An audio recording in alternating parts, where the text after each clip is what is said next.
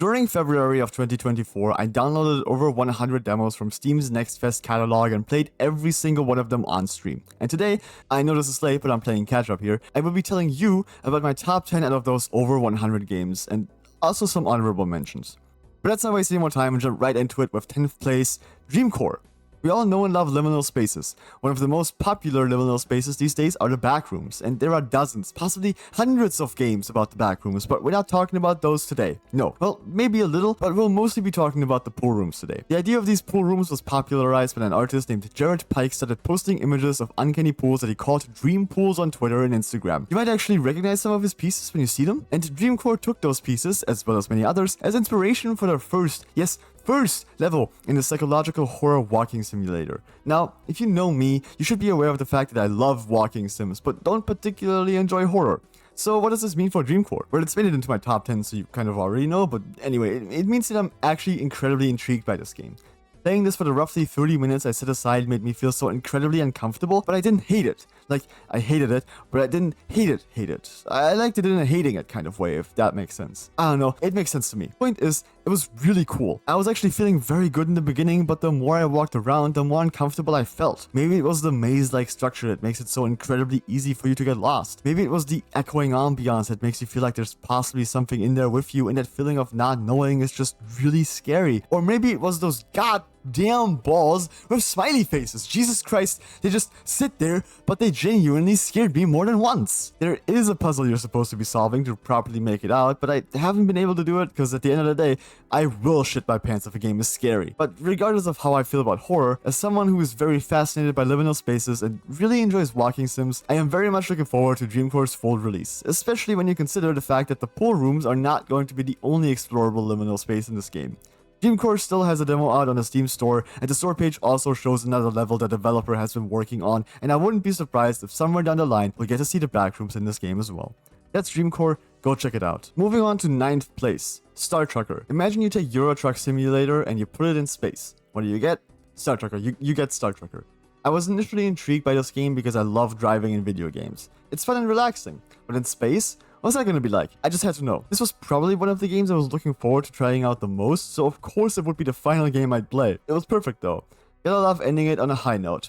With Star Trucker, you get exactly what's written on the tin. You're a trucker among the stars. Stars like space, not like celebrities. We've established this already. You take on contracts and navigate through 3-dimensional space to your cargo to attach it to your truck magnetically. Then it's time to make your way towards a jump gate to reach new areas and deliver the cargo to wherever it needs to be. If you're not careful though, you might end up crashing into something. Maybe one of the guiding structures like a sign, or maybe you just hit some debris. In either case, you should probably stop your truck and head out into space yourself to repair any damages to the hull. Maintaining your truck is also a big part of the game, and you're not just maintaining the outside, you also have to make sure everything on the inside stays powered and online by paying attention to the status of your truck's circuits and batteries. Make sure you always have a spare lying around somewhere, and if you're ever low on replacements, find a shop and buy a new one. It's a lot to keep in mind, but if you're not into that, then don't worry. Since the game's official release, it actually also offers different game modes that lean further into trucking or maintenance, so you can experience Star Trucker your way. There's one thing I gotta make very clear. I played this game using a controller, and I genuinely believe that that's not just the better way to play the game, but actually the correct way to play it. The game feels amazing on controller. Driving your truck through space and hovering through space yourself both just feels so right with a controller in your hands. The controls are very multi-dimensional. You gotta remember, you're in space, so you're not just going forwards, backwards, left and right. You're also going up and down, and you can roll the truck to adjust. And whenever you head out of the truck to repair hull damage, you can easily navigate wherever you need to be using only the left and right stick. You can also use the triggers to give yourself a boost up or down, or the bumpers to, once again, roll to adjust your orientation. It might take a bit of time to get used to, but to me it just felt so intuitive. The game is pretty repetitive, but that's kind of what a truck simulator is. You drive until you reach your destination, then you pick up a new destination and you drive again. I actually think the maintenance aspect is a very fun and interesting addition to the monotony of truck driving. But at the end of the day, I also very much enjoy the monotony of truck driving. If you are a virtual driving enthusiast like myself, then I'd highly recommend checking out Star Trucker. Landing in 8th place, we have Lightyear Frontier. I enjoy a good farming farming sim, and Lightyear Frontier is that and more. After crash landing on a strange planet, you gotta find the pieces of your mech suit to put it back together again because you're gonna need that mech to farm. In this game, you don't gently put seeds in the ground, you shoot them into the soil with your industrial strength seed cannon. You use your mech's various tools to gather materials, clean the environment, plant seeds, and water the soil. Everything you can do, your mech can do better. The planet seems to be overrun by this weird purple goop that is negatively affecting the local flora and fauna, and it's your job to clean it and return the planet to its former glory. To accomplish that goal, you need to steadily upgrade your mech to be able to deal with tougher obstacles, materials, and corruptions, and you do that by way of farming, resource gathering, and crafting. When you get started, you settle down somewhere nice. Use the materials you gathered to put down a tent, a little shed, a seed bed, and your first crafter. And after planting your first batch of seeds, you're off to the races. Crops are essential as they allow you to craft different types of oils you will need to craft other items. Everything builds on each other, as things in the game of this type of gameplay loop should. Every new resource you find is a step towards improvement. Whether that improvement is going towards your efficiency in farming, gathering, cleaning, or exploring is up to you. You will always be able to check anything you'll need for any upgrade, so if there's an upgrade you really want, then that just means you gotta focus on getting those materials. You can also interact with the animals that inhabit the planet, give them some food, and they'll dig something up for you. You have enough of them food, and that might speed up the resource cycle, which means you get to collect respawnable materials more frequently. Along the way, you might find artifacts that will unlock special decorations for you to place at your base. Placing enough decorations will increase the coziness of your base. Yes, coziness is a real mechanic in this game, and leveling up your base's coziness will unlock bonuses like a chance to gain additional resources or even dealing critical damage when hitting rocks and wood. I really enjoyed this game. The mech adds a cool new flavor to the farming sim genre that I hadn't thought about before. It just feels great. If a farming sim with a bit of a twist sounds like fun to you, then I highly recommend giving Lightyear Frontier a shot. Next up, 7th place, Broadwood. I love roguelikes, and I also love multiplayer games. Broadwood is both. Made by the people behind Don't Starve, and with a bit of a Castle Crashers vibe, Broadwood is goofy action fun for everyone. To start off, you get to create your own little guide. The characters act like your save slots in this game, so you don't always have to make a new one whenever you want to start playing with other friends. When you're creating your character, you've got 3 different species to choose from. Are you a demon, a fish, or a furry? After deciding on your species, you get to customize your appearance in a bit more detail, and then you're off to the races. Pick a room to enter and start beating up enemies. Clearing a room will reward you with currency, crafting materials, or new powers. Powers are how you get stronger in the game. They give you bonus effects that last until you clear the dungeon or die trying, which is typical for a roguelike. When it comes to fighting, it's a good idea to familiarize yourself with your weapon. Each weapon has unique combos and mechanics. Light and heavy attacks might feel very different between weapons, but one mechanic every weapon shares is the focus hit. Focus hits will significantly boost your damage, so it's best to learn how to execute them consistently. Each weapon has a unique way of triggering it. For example, if you hit multiple enemies with one attack while using the hammer, those will be considered focus hits. Additionally, landing a fully charged heavy attack or special will also trigger a focus hit. You might have also noticed that the game keeps track of your highest combo. I'd recommend not to think about it too hard when you're just starting off, but some powers do scale with your combo, so pay attention to what you're picking up so you can squeeze the most out of every power you get. If you ever lose a bit too much health, don't worry, you have a potion you can use to restore some of it. Drinking the potion takes a little bit, and there's a green circle that'll appear around your character. If you're playing with friends, they can stand inside that circle to also gain a little bit of health from you drinking your potion. But you only get one. There are ways to refill it, but it's best to just avoid getting hit. Apart from regular combat rooms, you might also run into a couple of friendly faces who have set up shop inside the dungeon. They will help you out by upgrading your powers, refilling your potions, selling you new stuff, or maybe convince you to gamble your health away. If you lose all of your health and you're not playing alone, then don't worry, one of your friends can bring you back into the fight. But if you are on your own, or your entire group has died, then you're gonna get shipped back to the hub. It's fairly empty at the start, but progress through the game and you'll unlock ways to upgrade your armor and weapons. You can buy new armor and weapons from the shops inside dungeons, and if you manage to beat a dungeon, you get a permanent upgrade for your character. Isn't that neat? Broadwood is a super fun new roguelike currently in early access. Regardless of if you play alone or with friends, you're gonna have a great time, so if roguelikes are your cup of tea, go check out Broadwood. Next up, 6th place. Metaghost The Breaking Show. I love roguelikes, and I also love multiplayer games. Metaghost The Breaking Show is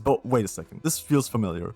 Jokes aside, yes, I put 2 multiplayer roguelikes on my top 10 lists back to back, but for a good reason. Metaghost made me fall in love with it immediately. The aesthetic is cool, the controls feel fantastic, the music is banging, and the visuals are just amazing. Combat feels great. You have a classic light attack, a heavy attack that requires charge, a dodge ability that's different per character, you want to try to time those perfectly if possible, and an ultimate.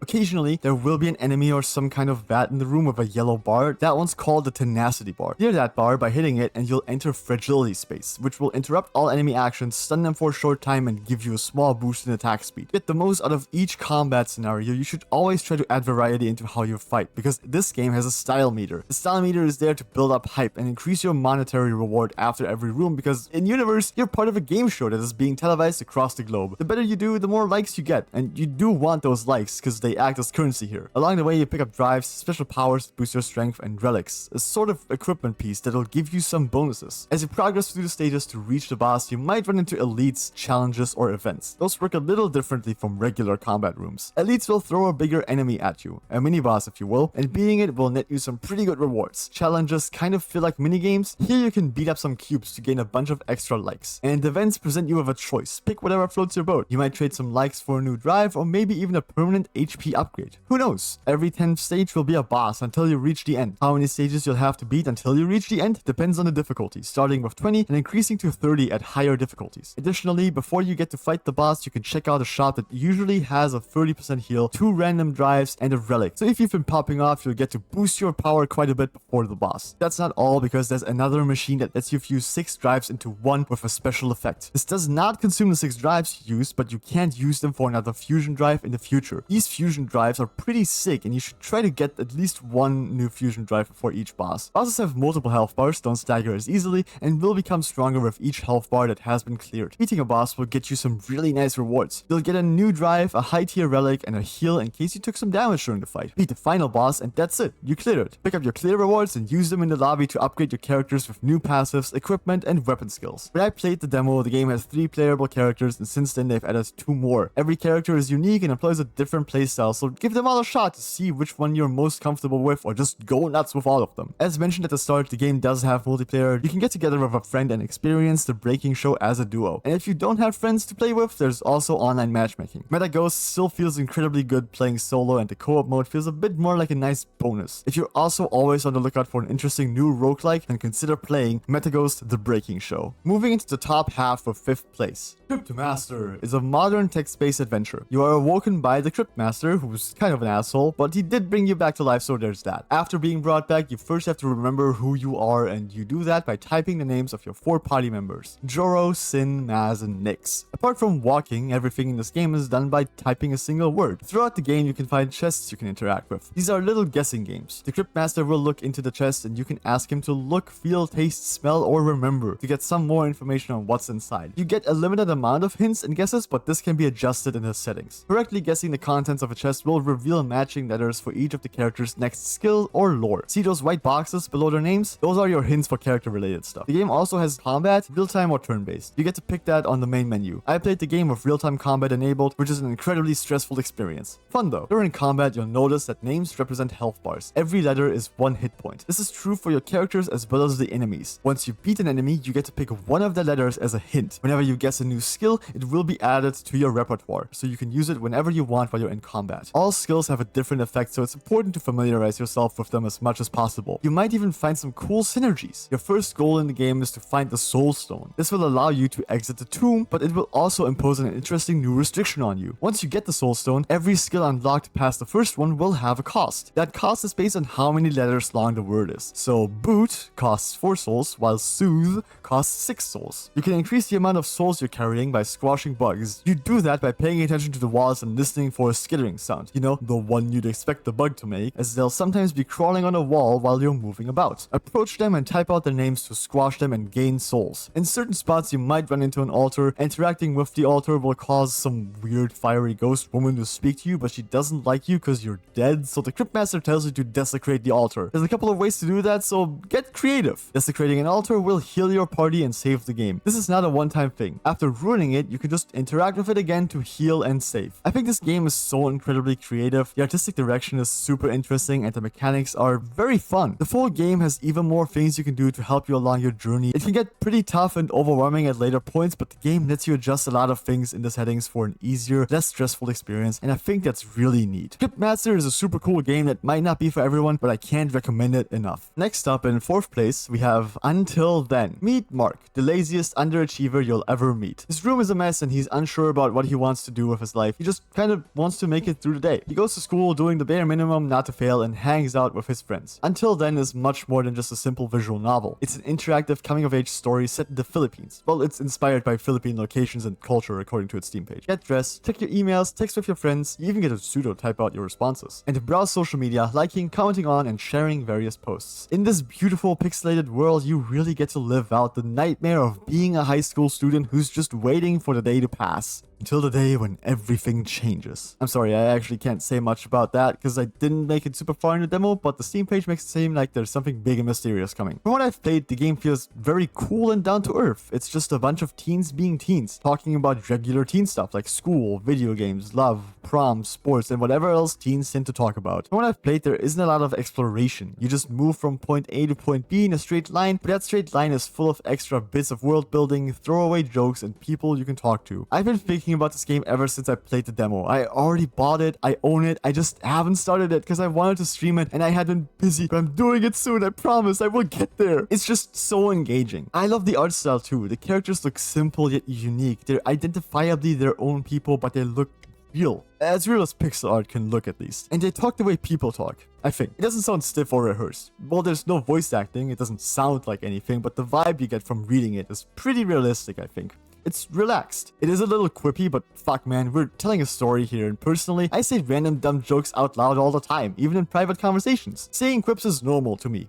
I could immediately tell that this game was gonna do something special and that it was gonna go somewhere with its story. There's something serious looming on the horizon and I for one can't wait. Do not sleep on Until Then. Alright, we're about to enter the top 3, but before we get into that, let's take a small break for some honorable mentions that didn't quite make it, but were still very cool. In no particular order, let's go. Limbs is a seriously goofy physics-based puzzle game in which you take control of a puppet's limbs to get him through ridiculous scenarios within a medieval castle town. Stella Gale, The Trials of Faith is a beautifully hand-drawn action platformer about a girl named Stella who becomes the strongest gladiator to find out the truth behind her father's dark secret. Botany Manor is a cute puzzle game all about plants, taking place inside a beautiful mansion in England. Find clues and seeds all around the property to grow fantastical plants and finish your botanical research book. Gloomy Juncture is a point-and-click psychological thriller with amazing puzzles and an absolutely phenomenal art direction. You're just a normal guy about to embark on an abnormal adventure. Tiny Terry's Turbo Trip is essentially GTA for kids. Terry wants to drive to space, but for that he needs a car. So he's gotta do a bunch of jobs around town to get a car that can drive him into space. This is a seriously wonderfully goofy adventure. Foods. This is a fun little co-op puzzle game all about making the weirdest alien hot dogs. Grab some friends and experience total chaos as you try to figure out how to get the correct ingredients. Completely fictional story about a city inside a whale is a cute exploration game all about a city inside a whale. Use your mouse to control your ship and find all kinds of interesting people to interact with and maybe help out a little. The Local is a high-speed 3D platformer in which you deliver packages by grinding, wall running, and jumping across vast distances. The movement mechanics are incredibly fun and can make you feel like the coolest motherfucker on the planet if you do it right. Hellskate fuses the world of roguelikes with the world of skateboards. Slice a demon in half, do a kickflip, grind to back up some strange snake and manual to victory. I don't know how or why this works, but it just does. Echo Point Nova is a high-speed FPS all about going fast and kicking ass. Do cool tricks on your hoverboard as you zoom by enemies and headshot them with your sniper rifle, or use your grapple to pull yourself towards an enemy to blast them with your shotgun. I'm sorry I'm not going into a lot of detail with these games, but I promise you that I had a great time with all of them, and if any of those clips piqued your interest, then please go check them out. Alright,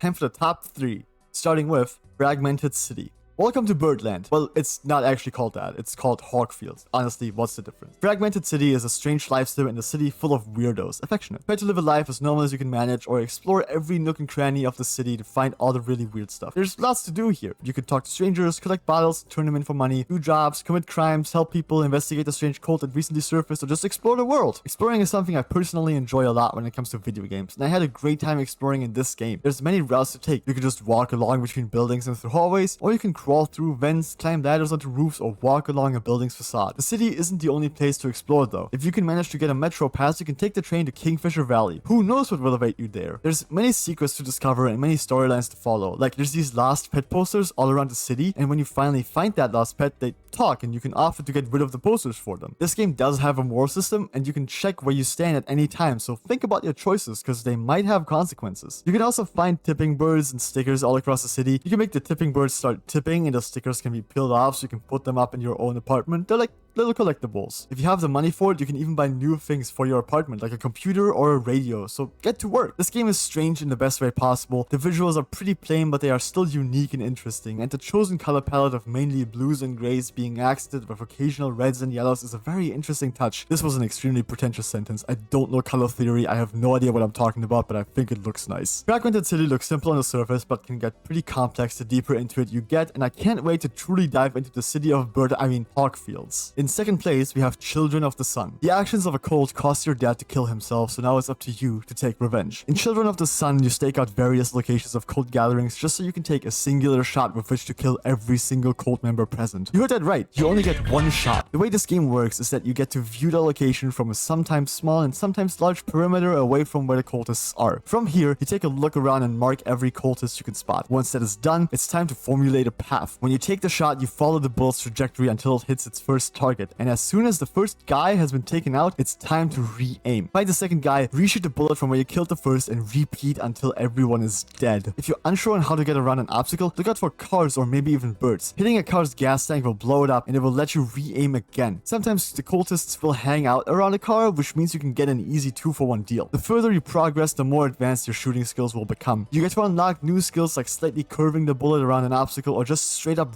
reshooting it without hitting anything. For the second one, you do need to kill somebody by hitting the crit spot first though. That is a requirement. Crit spots are different from cultist to cultist, and it's not uncommon for them to be in a difficult to reach place, like their hand. After every level, you get to look at your bullet's path from a top-down perspective, which is pretty neat in my opinion. It can also make you think, I wonder if I can make a cool shape in this level. You also get a score and a place on the leaderboards. Find the most efficient way to kill and claim that top spot if you really want to. The story of the game is told through stills. The game will display images straight out of a comic book with intense effects and music. It's a little difficult to follow at times, but I think that's part of the charm. It's an intense story, so it better be told in a fitting manner. This game is truly one of a kind and honestly one of my favorite games of the year. It's often on top of my list of games to recommend because I think it's 1, an incredible experience, and 2, just so cool. The gameplay and mechanics are amazing, and solving a level is so extremely satisfying. If you're interested in a really unique and out there experience, then you should definitely pick up Children of the Sun. And finally, the moment we've all been waiting for. The #1 spot goes to